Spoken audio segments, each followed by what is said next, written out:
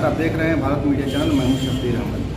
मैं इस समय बेलथरा रोड के कांग्रेस के चुनाव कार्यालय पर मौजूद हूं। जिस तरह का देश में एक अब तक का सबसे बड़ा घोटाला हुआ है, और मैं इसलिए यहाँ मौजूद हूं कि कांग्रेस पार्टी जो से ही इस पर जो है सवाल किया जाए और इनसे जो है जवाब दिया जाए। इसलिए कि जो यह घोटाला हुआ है वह गुजरात से हुआ है। इससे पहले आप देख चुके हैं कि नीरव मोदी जो कि उड़ चुके हैं घोटाला करके, ललित मोदी, विजय माल्या विदेशों में जा चुके हैं। इसी तरह का जो है 23,000 करोड़ रुपए का घोटाला जो है ऋषि अग्रवाल की तरफ से हुआ है, और वो भी उनका भी पता नहीं चल रहा है। उनका पता ये चल रहा है कि वो भी कहीं उड़ चुके हैं।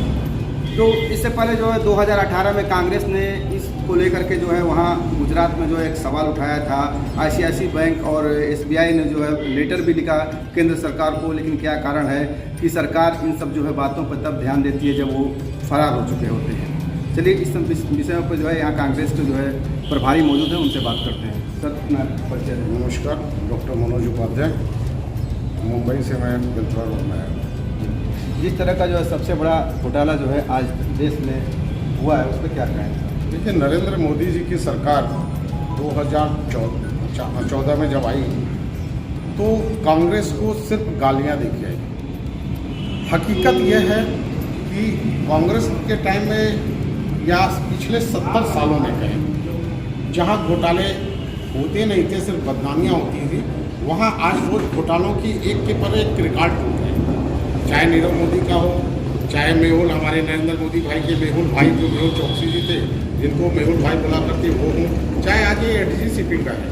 इस घोटाले ने तो हिंदुस्तान के बैंकिंग सिस्टम की कमर तोड़ दी है। और ये घोटाला आज से नहीं, इस कंपनी को 2007 में बनाया गया था, और गुजरात में सबसे पहले उसको आधे भाव में जमीनें दी गई थी। 1,31,000 स्क्वायर मीटर का लैंड उसको दिया गया था 700 रुपये स्क्वायर मीटर के भाव से। कैग की रिपोर्ट है, वो उस टाइम जो 2007 में नरेंद्र मोदी जी की सरकार थी, उसने उस कंपनी को जबरदस्ती फ़ायदा दिया है। फ़ायदा कोई निस्वार्थ तो देता नहीं है। अब नरेंद्र मोदी जी की क्या नीयत है ये आप दुनिया समझ सकती है।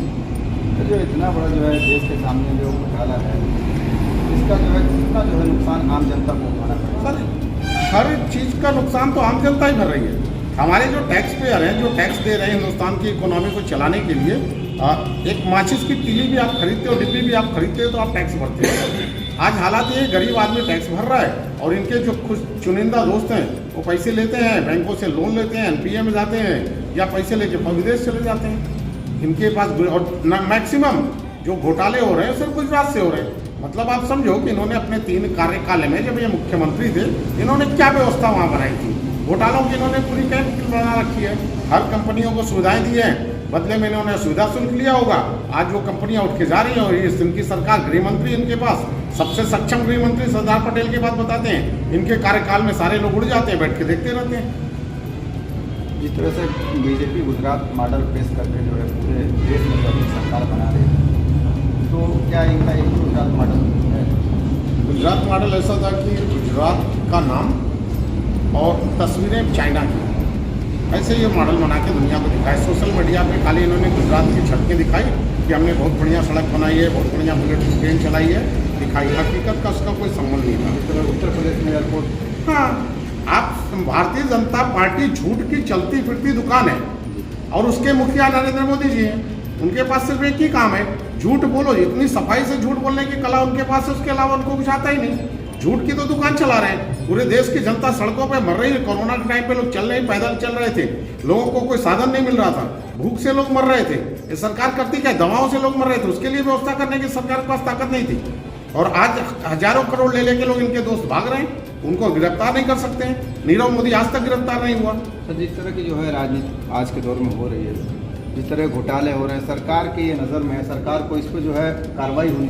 सर, ये इतने निकम्मे लोग हैं कि हिंदुस्तान के युवा दिनों के धड़कन, कोई कभी राजीव जी हुआ करते थे, जिनको जान चली गई। ये इनके ऊपर हजारों लाखों करोड़ों का घोटाला हो रहा है, लेकिन इन्होंने राजीव जी को जबरदस्ती बदनाम करके मरवा दिया।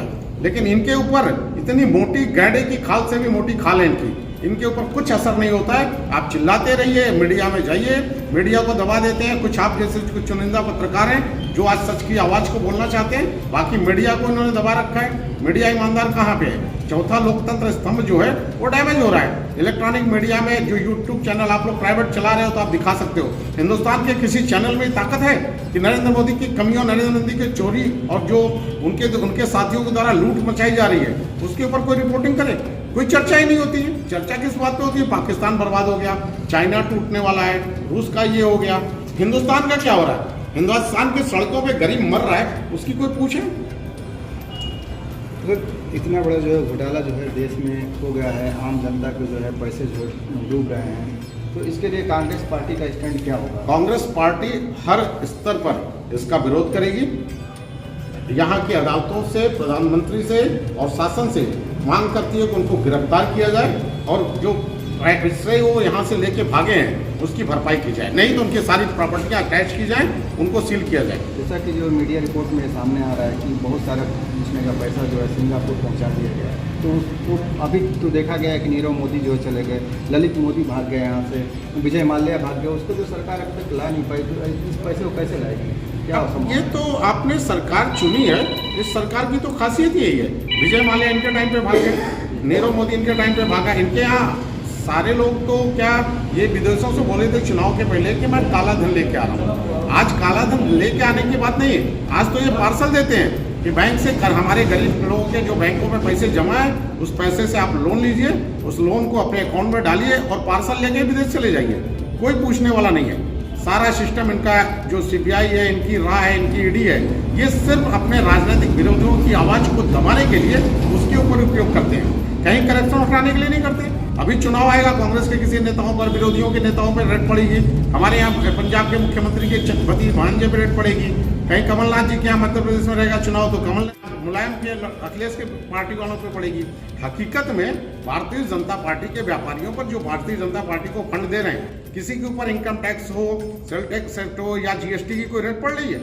ये तो सब मैनेज है, इनके पास चंदे पहुँचाए जाते हैं। जो इनके साथ है वो एकदम गाय गंगा में धुला हुआ है, वो कोई चोर हो ही नहीं सकता जो भारतीय जनता पार्टी का साथ चल रहा है। जिस तरह के से आप कह रहे हैं सर कि झूठ की राजनीति फैला करके पूरे देश में जो है राज कर रहे हैं, कांग्रेस जो है देश में मुख्य विपक्ष की भूमिका में है, उसे जो किस तरह से जनता को, जैसे आप चुनाव विचार प्रदेश में हो रहे थे, जनता को किस तरह से अपनी बातें, कांग्रेस के अलावा भारतीय जनता पार्टी की आवाज को रोक कौन रहा है? सारे लोग, अखिलेश जी हों चाहे मायावती जी तो भारतीय जनता पार्टी की भी टीम है। अखिलेश यादव पूरे 4 साल में कहाँ पर थे विपक्ष में? आप मुझे बताइए। विपक्ष की लड़ाई अगर कहीं हो, आप उन्नाव हो, आप हाथरस की घटना हो, आप कहीं पे भी इस देश में अगर कोई समस्या उठती है, गरीब को सताया जा रहा है, चाहे कि यहाँ पे किसानों की समस्या हो, चाहे इनके गृह राज्य मंत्री टेनी जी की सुपुत्र जो हैं उनके हाथों हमारे किसानों की हत्या की जा रही हो, ये हर जगह अगर कोई विरोध का स्वर नरेंद्र मोदी की सत्ता को ललकारा जी हमारे कांग्रेस के कार्यकर्ता लाठियां खा रहे हैं सड़क पर, उन भारतीय जनता पार्टी और के साथ दूसरे दलों की मुकाबला करने की ताकत नहीं है। तो अगर आप कह रहे हैं कि मुख्य विपक्ष की भूमिका कांग्रेस निभा रही है, तो इस 4 राज्यों के चुनाव में वो कहाँ पा रही, कितना लाभ? पंजाब में आ रहे हैं, गोवा में हमारी सत्ता आ रही, उत्तराखंड में हम चुनाव जीत के आ रहे हैं। 3 जगह हमारी सरकारें आ रही है पूरी तरह से। उत्तर प्रदेश में हम लड़ाई लड़ रहे हैं, यहाँ पर हमारा संगठन थोड़ा कमजोर है, फिर भी प्रियंका जी ने जो जमीन को ताकत दी है, जमीनी कार्यकर्ताओं को जिस तरह से कांग्रेस से जोड़ा है, कांग्रेस एक नई अंगड़ाई के साथ उठ रही है। कांग्रेस पूरी सारे विधानसभाओं में पूरी ताकत से 403 विधानसभाओं में, शायद 2-3 विधानसभा चुनाव के बाद आज पहली बार इतनी ताकत से लड़ रही है। कांग्रेस सत्ता में आने जा रही है।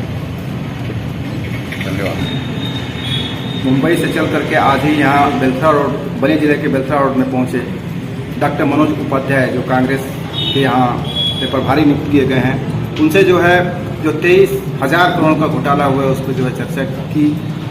उनका जो है साफ तौर से कहना था कि जो बीजेपी है झूठ की राजनीति करती है और जो उसका दावा है कि उसके सरकार में किसी तरह का करप्शन नहीं है, वो पूरी तरह से झूठा है। और इस झूठ को वो जनता के बीच जो है ला चुके हैं। 3 राज्यों में उनकी सरकार जो है बनेगी, उत्तर प्रदेश में भी उनका प्रदर्शन अच्छा रहेगा। भारत मीडिया के लिए साजाद हुसैन के साथ शब्बीर अहमद की रिपोर्ट। आप देखते रहें भारत मीडिया चैनल।